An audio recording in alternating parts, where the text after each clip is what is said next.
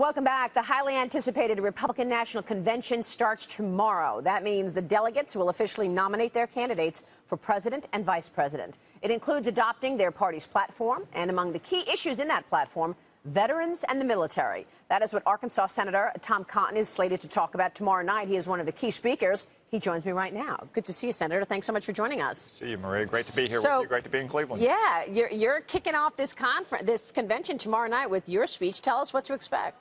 Well, I want to talk a little bit about the veterans and the troops and how they serve us by keeping us safe, and how we need to serve them better by making sure that they have the money and the resources necessary, not first and foremost to fight and win our country's wars, but hopefully to stop them from happening in the first place. Why don't we have that in place already?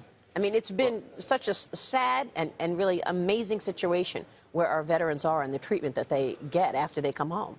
Yeah, I just think the pace of reform at the VA has been much too slow. You know, we took some small baby steps, created new pilot programs to give our veterans more choices in their communities 2 years ago, as well as to allow the senior management of the VA to hold more middle-level managers accountable. But the Obama administration simply hasn't prioritized this. And then if you look on the military side, our military has faced over $1 trillion of cuts over the last 8 years, as the president has viewed the military is really just another government program, not the chief responsibility of the federal government. That's quite extraordinary given the events of the day, isn't it? I mean, you've got really the world on fire, whether it be what just happened in Nice or now Turkey.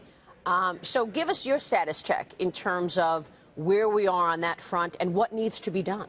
Well, the world has grown a lot more dangerous over the last 8 years. There's no doubt about that. That's in part because President Obama, with Secretary Clinton as his Secretary of State, has largely receded from the world. They have not seen it as America's traditional role to try to preserve international stability and order. We don't do that because we're charitable or we're humanitarian, though we are those things. We do it because it is in our interest as a continental nation with global interests around the world.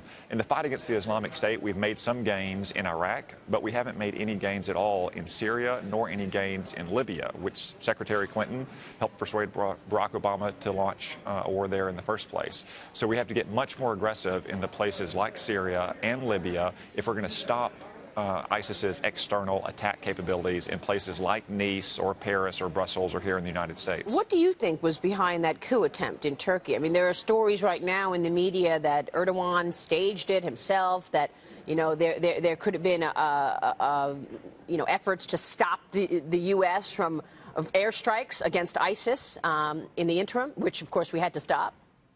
Well, I think it's still a little too early to know all of the details, but of course it's not a good thing when a NATO ally, the country with the second largest army in NATO after the United States, has an attempted coup.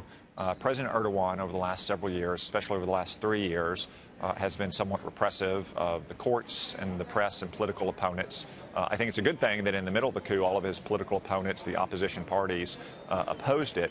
But I think it's important in the aftermath now that Turkey return to its tradition of a Western democracy that respects individual rights, that has open and fair elections and respects the results of those elections, not that this attempted coup be used as an excuse for further political crackdown. Right. So do you expect Trump will increase or move to increase military spending should he win the presidency? I absolutely believe that Donald Trump and a Republican Congress very early next year will substantially increase our military budget. I've had this conversation with Donald. He understands that our military has faced dramatic cuts over the last 8 years and that we need to serve our troops so they can serve us. All right. We will leave it there. Senator, great to see you. Thanks, Maria. We'll be watching your speech tomorrow night. Appreciate it. Best regards for that.